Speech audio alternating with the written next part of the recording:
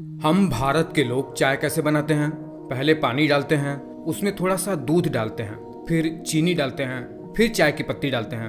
मन किया तो उसमें थोड़ा बहुत मसाला भी ऐड करते हैं, अदरक, काली मिर्च वगैरह, बहुत सारी चीजें। वो बात की बात है। पर चाय किससे बनता है? दूध, पानी, चीनी, चाय की पत्ती, इन्हीं से हम बनाते हैं। जब हम चाय पीते हैं, चाय पीने के बाद जब वो ब्लड में अब्जॉर्ब होता है, तो फिर उसके बाद वो शरीर में जाकर करता क्या है? आखिरकार हम भारतीयों को चाय की इतनी लत क्यों है? चलिए जानना शुरू करते हैं। चाय हमने पिया, हमारे पेट में गया, चाय पच गई।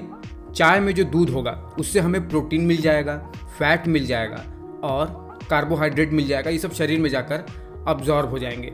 चीनी जो कि पूरी तरीके से ग्लूकोज होता है, वो हमारे शरीर में या तो ग्लाइकोजन के रूप में स्टोर हो जाएगी या फिर उसका ऑक्सीडेशन होने लगेगा एनर्जी पाने के लिए। पानी को तो आप जानते ही हो, पानी ब्लड में अब्जॉर्ब होगा, फिर किडनी में प्रोसेस होकर एक्सेसिव वाटर यूरिन के थ्रू निकल जाएगा। लेकिन ये जो चाय है, चाय की पत्ती, जब ये खून में मिल गई तो क्या होगा?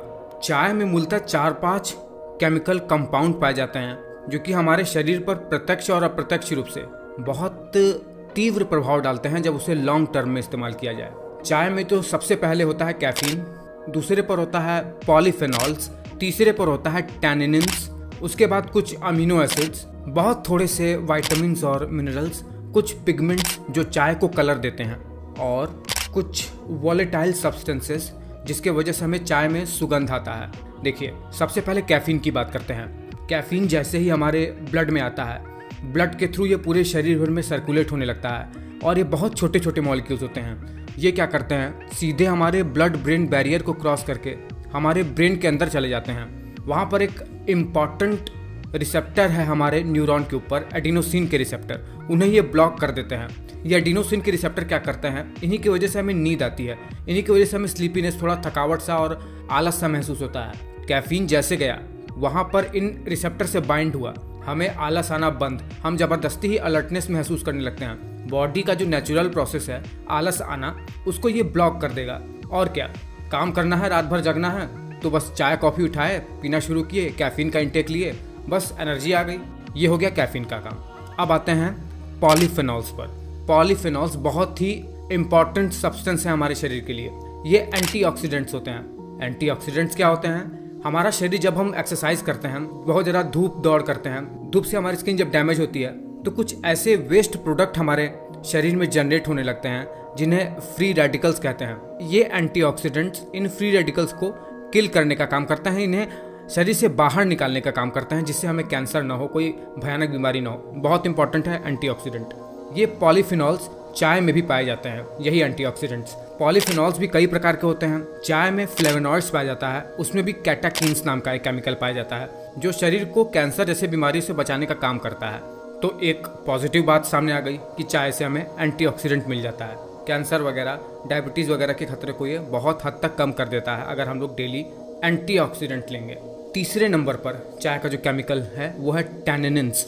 कभी देखा है कि पेड़ पौधों के जो बाहरी जो तने होते हैं वो बिल्कुल कड़े कड़े से होते हैं, बिल्कुल खुरदुरे से, और जानवरों की चमड़ी मोटी मोटी होती है। ये टैनिन्स के वजह से ही होता है। टैनिन्स कंपाउंड के वजह से ही चाय में थोड़ा सा कड़वाहट सा आता है, और ये जो म्यूकस मेम्ब्रेन है हमारे, उसको टाइट करने का काम करता है। क्योंकि जैसे मैंने बताया कि पेड़ों के जो बाहरी छाल होते हैं वो कड़े कड़े होते हैं, इसी टैनिन्स की वजह से जब हम इसको पीते हैं तो ये हमारे आंतों में जाकर उनको भी थोड़ा टाइट सा कर देता है, उनको जाकर ब्लॉक कर देता है। और इसके वजह से बहुत ज़्यादा चाय पीने वाले व्यक्ति कभी भी आयरन ऑब्जॉर्ब नहीं कर पाते, उनके अंदर आयरन की कमी होने लगती है और व्यक्ति एनीमिक हो जाता है, उन्हें एनीमिया हो जाता है। दांत में जब ये टैनिन्स आते हैं तो कुछ ऐसा कर देते हैं दांत को, दांत में स्केलिंग हो जाती है। बहुत कॉमन है, ज़्यादा चाय पीने वालों को दांत में स्केलिंग होगी ही होगी। बहुत हद तक पीते हो, इतना टैनिन्स जमा हो गया हाथों में, तब तो आयरन भी अब्जॉर्ब नहीं होगा। चलो, टैनिन्स के बारे में जान गए। अब आते हैं कुछ अमीनो एसिड पे। एक थियानिन नाम का अमीनो एसिड पाया जाता है चाय में। ये बिल्कुल गाबा न्यूरोट्रांसमीटर की तरह होता है। इसका इंटेक लेने से, थियानिन पीने से व्यक्ति शांत होता है, उसमें थोड़ा कामनेस आता है, क्योंकि ये एक बिल्कुल शांति वाले न्यूरोट्रांसमीटर की तरह काम करता है। ये अमीनो एसिड थियानिन जो कि चाय में पाया जाता है। चाय को कलर देने के लिए बहुत सारे पिगमेंट्स होते हैं इसके अंदर। जब चाय की पत्ती हरी हरी होती है तो इसमें क्लोरोफिल्स पाए जाते हैं। जब चाय की पत्ती को सुखा देते हैं तो यही क्लोरोफिल्स डार्क कलर के हो जाते हैं।